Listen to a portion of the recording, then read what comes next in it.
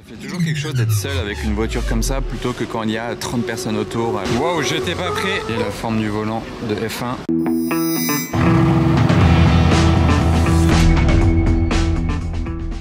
Hello everybody, this is Fipe. Comment allez-vous les amis? On se retrouve pour une belle vidéo de car spotting aujourd'hui à Monaco. Quelle nouveauté allons-nous voir en 2025? Qu'est-ce que vous avez envie de voir en 2025?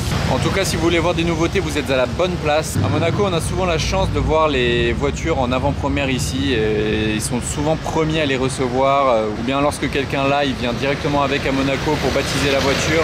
Bon les amis, ça y est, la période de Noël est derrière nous. Les vacances scolaires aussi. Donc, il démonte tout, ça va faire bizarre d'un coup, mais surtout il y a moins de monde. Donc je suis curieux de voir ce que nous réserve cette journée, la reprise.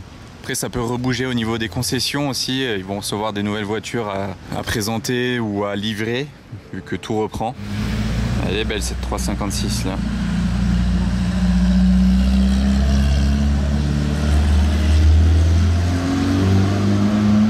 Et elle sonne fort. Regardez, Porsche, c'est écrit en turquoise sur son Macan. Non, c'est quoi ça? C'est une TVR? Spécial. On aurait dit un mix entre une TVR et une Morgan. Waouh, j'étais pas prêt, la F40 LM. Pousse-toi la camionnette. Bon, alors ça, c'est une surprise. J'étais vraiment pas prêt. F40 LM, mais je crois que c'est juste un kit d'LM, c'est-à-dire qu'elle a les pare-chocs et les jantes d'une LM. Improbable. Bah désolé, j'étais pas hyper bien placé pour la filmer, la F40 LM, mais je suis quand même plutôt choqué. Ça aurait été beau là si j'étais là quand elle est arrivée. Grâce à mon zoom, j'ai quand même eu quelque chose, même si j'étais à contre-jour. Bref. Ah bah. Après la F40, on a une 275 GTB incroyable.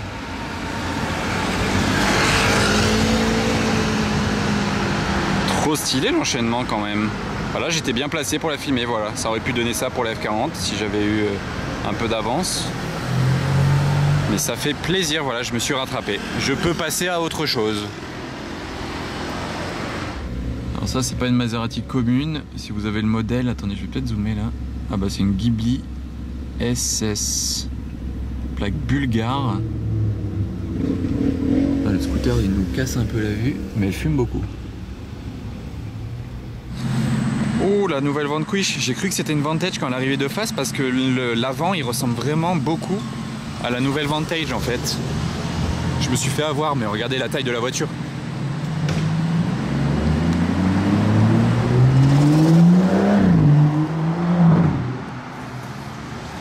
On entend un peu le V12 hein. Ah ouais, je l'ai vu de face et faut que je fasse attention en fait hein, les prochaines fois. Trop sympa.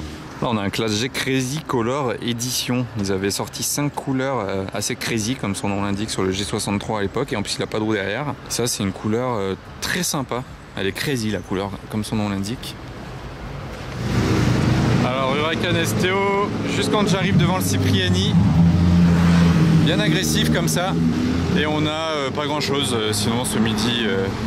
Deux beaux 4x4 mais c'est tout. Elle est très sympa cette RS7 perf.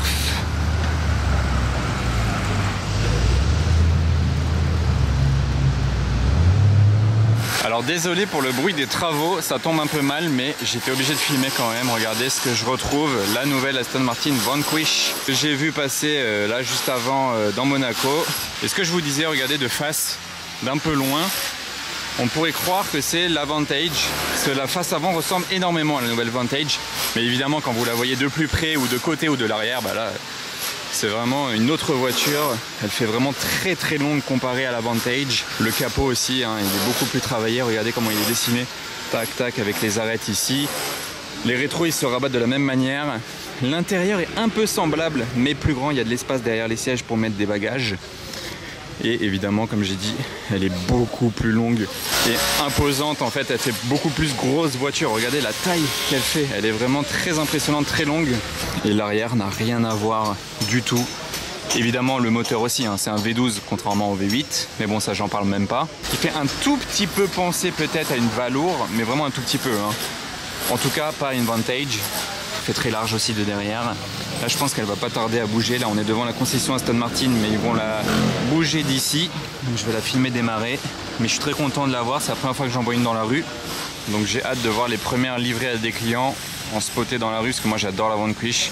Et on va voir si elle sonne aussi bien que les autres, même si bon là évidemment on va pas forcément l'avoir accélérée, mais rien qu'au démarrage on pourra se faire une petite idée. Celle-ci en plus elle a l'option de la ligne titane, elle brille bien. Après elle ressort un petit peu beaucoup du coup là. Si c'était noir, ça irait bien avec toutes les parties noires de la voiture. Sympa aussi, regardez, c'est cette partie là qui est creusée tout le long là, vous voyez, tout est vraiment taillé et ça fait une petite partie vraiment taillée dans l'arrière de la voiture avec écrit Aston Martin, et il n'y a pas le logo Aston Martin, j'ai remarqué aussi derrière. Bon allez, elle va démarrer, j'espère qu'il n'y aura pas de bruit des travaux.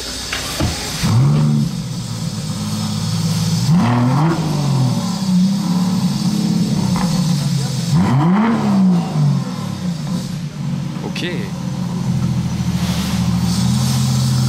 Ça fait plaisir.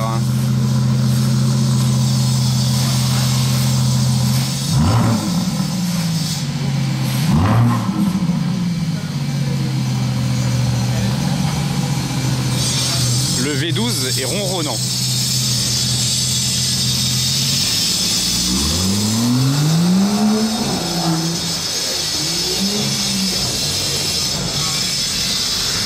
Waouh, c'est cool tout ça.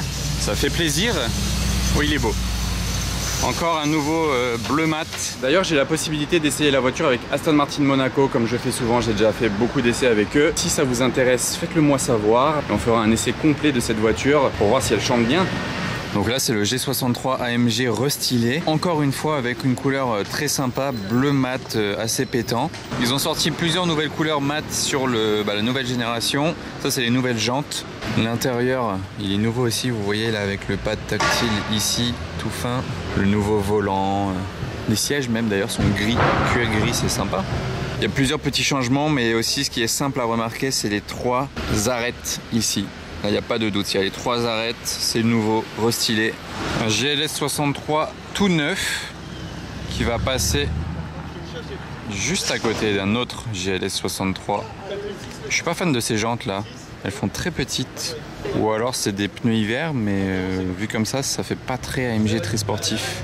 Et regardez la scène qu'on a de ce côté là, c'est pas beau? La SVJ rouge, toute seule, posée le long de l'hôtel de Paris, c'est magnifique là. Il n'y a vraiment pas grand monde. Ça fait toujours quelque chose d'être seul avec une voiture comme ça, plutôt que quand il y a 30 personnes autour, à la prendre en photo, à la toucher, à la coller. Là, voilà, c'est différent, ça fait un moment différent avec la voiture, pour pouvoir l'admirer un peu. Et aussi pour pouvoir vous faire des points de vue sympas, des photos vidéos sympas sans trop de monde autour. Le rouge, il fait vraiment Rosso Corsa. On dirait le rouge classique des Ferrari. Détail rouge à l'intérieur. Un vrai avion de chasse, la SVJ. J'ai hâte de voir la Revuelto en version SVJ ou au moins SV. Avec un aileron, avec un peu des pare-chocs travaillés comme ça. Ça fait vraiment avion de chasse. Vous trouvez que ça lui va bien, une couleur pétante comme ça, ou vous préférez quelque chose de sombre, noir mat par exemple? Les deux lui vont bien, tout lui va bien en fait à la SVJ je trouve. Et il y a la petite plaque uniquement de ce côté là qui rappelle qu'elle est limitée à 900 exemplaires. Et c'est vrai que j'aimais bien le fait que sur la Murcielago, les aérations ici elles se lèvent. Elles pouvaient se rentrer et sortir, là c'est totalement fixe. J'aimais bien ce détail à l'époque, mais l'aileron en tout cas est vraiment bien réussi. Ah, la belle M6 Cab V10, le beau petit moteur V10 BM de l'époque là, il nous manque. La config était classe. Bon bah là on a 2 G63 MG français. Ça fait toujours plaisir à voir en plaque française. Celui-là qui est en train de se faire garer et derrière un Brabus. Jolie petite pépite. Ça se fait de plus en plus rare les Z8. Et donc l'autre c'est un Brabus, encore plus rare en plaque française du coup. Ah, il manque l'écrou central de la jante Brabus. Mince alors. À votre avis combien ça coûte juste ce morceau de la jante, sachant que c'est les jantes Platinum édition 24 pouces. Vous voyez il manque le B ici. Combien ils vont lui facturer ça? Un Cullinan vient de s'ajouter à l'arrière de la SVJ. Est-ce que c'est le garage parfait monégasque? Le Cullinan pour tous les jours et les SVJ pour aller se balader dans les hauteurs, les petites routes de montagne. Je pense que vous demandez à quelqu'un qui habite à Monaco le garage parfait, il pourrait vous dire ces deux voitures. Et des B9, ça se fait quand même rare. Ça a pris un sacré coup de vieux. Mais il y a toujours un beau petit V12 sous le capot. Et juste en face de nous, on a un V8 sur cette AMG GT 63S hybride. Hybride, regardez, il y a la grosse trappe ici, on peut pas la louper. C'est pas vraiment très joli qu'ils aient mis ça là, mais bon, t'as la trappe électrique ici, la trappe à essence ici, et t'as l'AMG en fondu. La petite M3, j'étais pas prêt. Oh, le klaxon il était fort, ça m'a fait peur limite. Et ouais, je disais, donc je reprends la AMG, regardez l'écriture fondue ici sur le bas de la voiture. Ça c'est un monstre de puissance. Il fait plus de 700 chevaux, je sais plus, 770 au moins. C'est un vrai requin cette voiture. Le G bleu de tout à l'heure qui part de l'Ermitage. On dirait un peu une couleur de classe G électrique, sachant qu'ils l'ont sorti en électrique. Alors ça, c'est une Toyota improbable.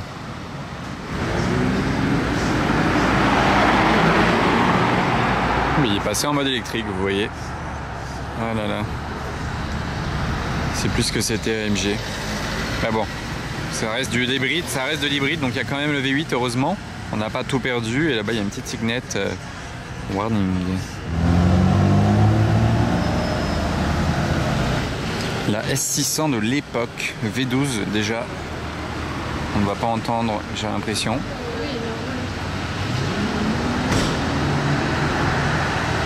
Je me demande combien ça vaut ça de nos jours.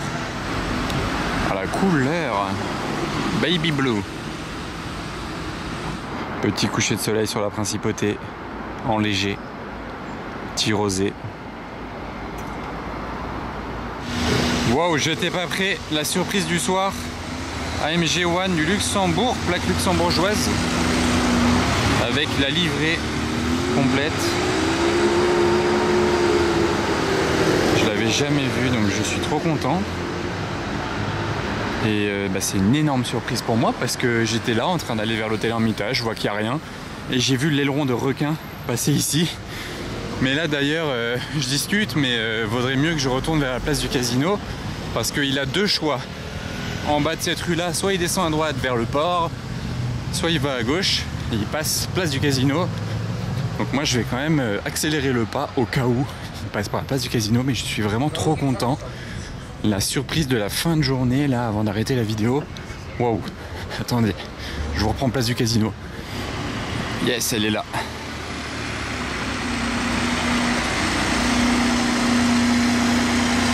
La surprise de la soirée les amis. Et vous voyez, il a la livrée des AMG One en plus là, le dégradé. Quelle voiture impressionnante. Quel monstre. Oh, il tourne ici en plus. Waouh, la chance.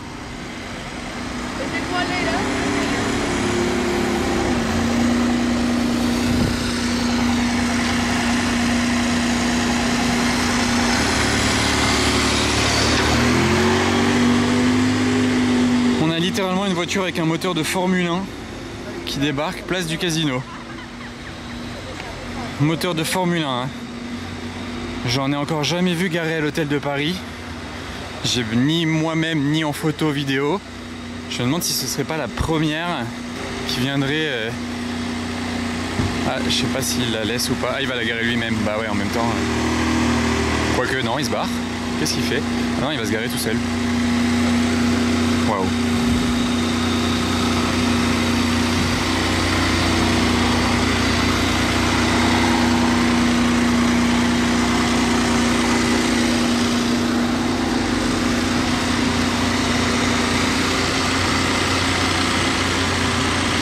Pied du sapin. Qu'est-ce que c'est grave. Waouh, AMG One, ça reste quand même très très chaud comme spot ça. Hein. C'est du très haut niveau.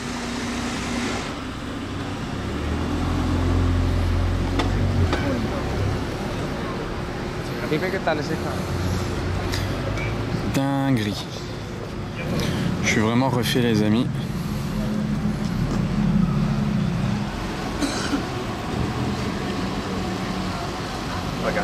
Vous voyez la forme du volant de F1. Tout est tiré de la Formule 1. Tout ce qui tourne autour de cette voiture est pensé de la Formule 1. Jusqu'au moteur V6 issu des F1. Je suis vraiment content de tomber là-dessus en plein jour de semaine au mois de janvier. Tout est possible à Monaco. C'était très très calme là juste avant. Depuis les dernières heures, là, limite j'allais vraiment arrêter en me disant bon, pas grand chose. Mais comme quoi, il faut toujours y croire. MG1 qui est sorti nulle part et que j'ai eu la chance de voir arriver. De filmer en mouvement, c'est toujours plus sympa. Qu'est-ce que c'est dingue.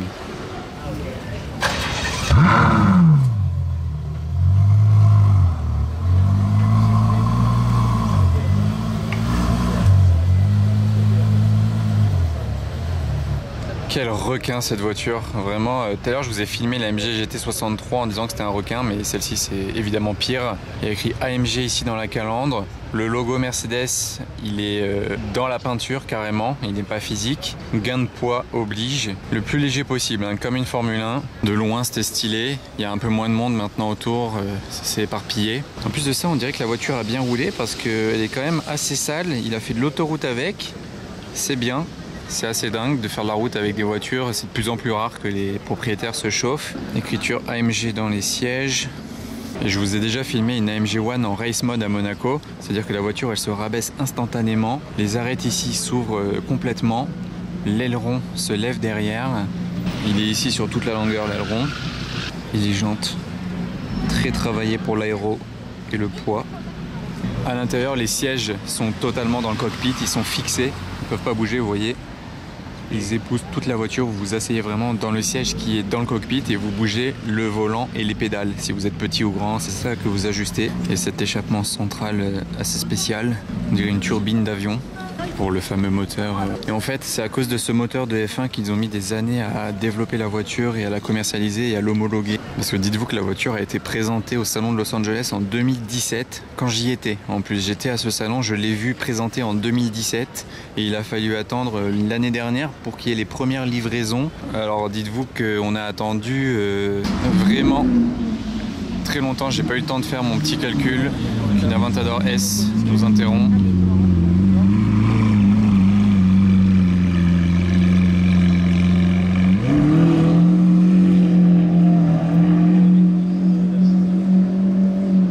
Ok, ouais, donc on a attendu 7 ans pour voir les premières MG1 livrées, c'est fou. Je me reprends juste sur ce que j'ai dit tout à l'heure, que c'était la première MG1 qui se garait à l'hôtel de Paris. En fait, c'est la seconde. Je viens de me rappeler que Toto Wolff a une MG1 toute grise, vraiment de ce gris-là, mais sur l'ensemble de la voiture. Et il l'avait posée ici même, il y a quelques mois. Mais je n'étais pas à Monaco à ce moment-là, j'avais vu des photos vidéo, effectivement. Mais voilà, c'était celle-là normalement la première. Et donc celle-ci la seconde.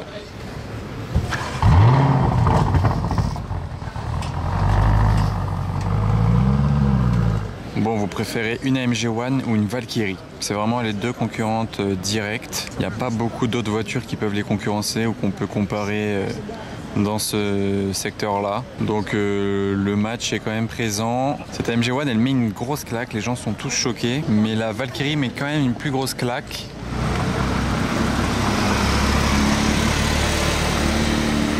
Bon bah super content les amis, vous n'imaginez pas la sensation que ça fait de se dire allez c'est fini, bon c'est calme, je m'en vais. Et là, je vois à travers des buissons une arête d'AMG One de nulle part. Donc on finit super bien la journée et cette vidéo, j'espère que ça vous aura plu. Je sais pas combien de temps il va rester donc je vais pas attendre. J'ai eu ce qu'il me fallait, à très vite, ciao.